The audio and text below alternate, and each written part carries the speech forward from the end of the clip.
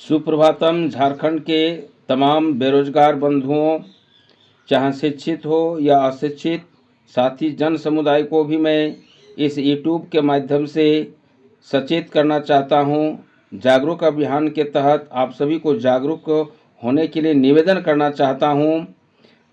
हेमंत सरकार होश में आओ, होश में आओ, होश में आओ, हेमंत सरकार होश में आओ। वोट के लालच दे करके झारखंड के बेरोजगार को मत गुमराहो। वोट के लालच दे करके और झारखंड के तमाम बेरोजगारों को मत लुभाओ। आपकी लुभाने वाले शर्तें बहुत दिनों से लोग झेल चुके हैं। 5 लाख लोगों को रोजगार देंगे, 5 आदमी को दे नहीं सके। एक भी हमको योजना बता दीजिए, एक भी कोई आपका वैकेंसी बता दीजिए जिसपे आप पारदर्शिता के साथ में लोगों को डंके की चोट में एक मुश्त लोगों को नियुक्ति दिए हैं। आप उदाहरण देख सकते हैं सीजीएल का, आप उदाहरण देख सकते हैं टीजीटी का, आप उदाहरण देख सकते हैं सहायक आचार्य जी का, आप उदाहरण देख सकते हैं कांस्टेबल पुलिस लोगों का। कोई भी वैकेंसी ऐसा नहीं कि केस के हवाले नहीं चला गया है। सब केस में ही जाकर के, अगर सुप्रीम कोर्ट से ही यदि सबको डिग्री मिलेगा तो वैकेंसी क्यों निकालते हैं? क्या यहाँ के आईपीएस आईएएस अफसर लोग सभी घूसखोर हैं, भ्रष्टाचार हैं? क्या उनके पास में दिलो दिमाग नहीं है? क्या झारखंड के बेरोजगार लोग जो इतना दिन से तपस्या करके परीक्षा पास करते हैं, उनके लिए कोई हमदर्दी नहीं है? अभी 26,000 एक पद को बहाल करना था सहायक आचार्य में, जिसके लिए आप गिन गिन के 2 4 गो नियुक्ति दे रही है। कहाँ का नियम है? कौन सा बायलॉज है? ऐसा क्यों कर रहे हैं? लोगों को लुभाने के लिए, ताकि आ रहा है इलेक्शन चुनाव, हमको लोग वोट देगा।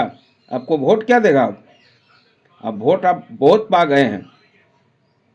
अब होश में आइए, होश में आइए। सभी जनताओं से मैं अपील करना चाहता हूं कि इनकी लुभावने में मत आइएगा।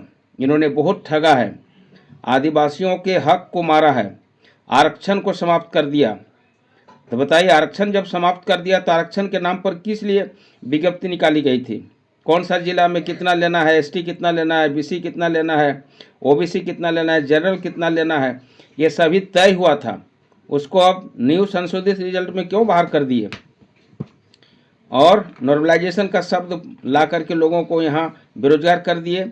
मैं पूछना चाहता हूँ तमाम अधिकारियों को कि आप किस प्रकार से लुभावने में आकर के और ऐसा काम करने जा रहे हैं। बंधु, आप देख रहे होंगे आज के समाचार पत्रों में भी आया है कि 6 नवंबर को 7,330 सहायक आचार्यों की नियुक्ति होगी। हम कहना चाहते हैं, जब 26,000 पद है, 26,001 लोगों को नियुक्ति देना है, तो क्या झारखंड में पढ़ने वाले मेरिट लोगों की कमी है? यहाँ आईएएस अफसर लोग बिके हुए हैं क्या? यहाँ के लोग मेरिट है ही नहीं? जो परीक्षा पास करते हैं, 9 साल 10 साल लग जाता है एक परीक्षा को पास करने में, जिसकी उम्र गुजर जाती है, जो रिटायरमेंट के कगार में चल जाता है, उसके बाद उसको नियुक्ति नहीं मिल पाती, न्याय नहीं मिल पाता है, तो बोले न्याय के लिए लोग कहाँ जाएगा? मैं शाबाशी देना चाहता हूँ राहुल क्रांति जी को, जो हम सबों शिक्षकों की ओर से उनको नेतृत्वकर्ता मान चुके हैं। आप अकेले नहीं हैं, हम आपके साथ 17,000 अभ्यर्थी हैं। अगर 9,000 की बहाली होती है, फिर भी 17,000 लोग आपके साथ हैं। आप डंके की चोट पर अपने ऐलान बुलंद रखिए और जनता को जागरूक करते साथ में सभी अधिकारियों को, मंत्रियों को ये सचेत जरूर कर दीजिए कि ये विधानसभा नहीं, ये विनाश सभा होने वाला है। आप समझ लीजिएगा, आने वाला चुनाव आपके लिए विनाश का कारण बनने वाला है। आप कह रहे हैं कि 40,000 वैकेंसी होगी अगला 5 साल के बाद। अरे बाबा, तो यहाँ 26,000 को भर्ती नहीं कर सके, इसमें कौन सा दोषारोपण आ गया? फिर 40,000 वैकेंसी बाहर कर रहे हैं।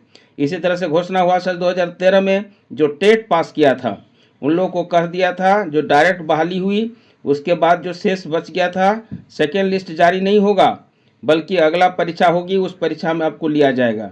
आप समझ सकते हैं, 2016 में वैकेंसी निकाली और उसमें 13 का जो पास किया टेट उम्मीदवार थे, अभ्यर्थी थे, वो परीक्षा दिया, वो परीक्षा पास कर जाता है, जिला काउंसलिंग हो जाती है, डीबी जिला काउंसलिंग कंप्लीट होने के बाद उनको नया संशोधित रिजल्ट के बहाना करके रिजेक्ट कर दिया जाता है। बंधु, इतना दुख भरी खबर हमारे झारखंड के सिवा और कहीं दूसरी जगह देखने को नहीं मिल सकता है।